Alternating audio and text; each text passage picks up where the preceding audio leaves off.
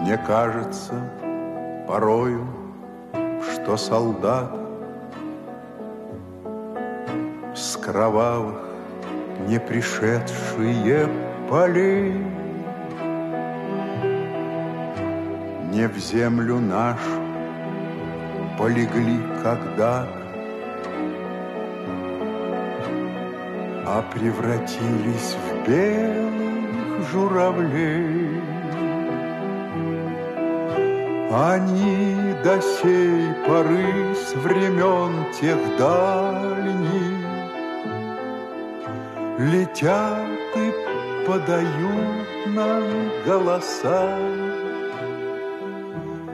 Не потому так часто и печально мы замолкаем, глядя в небеса.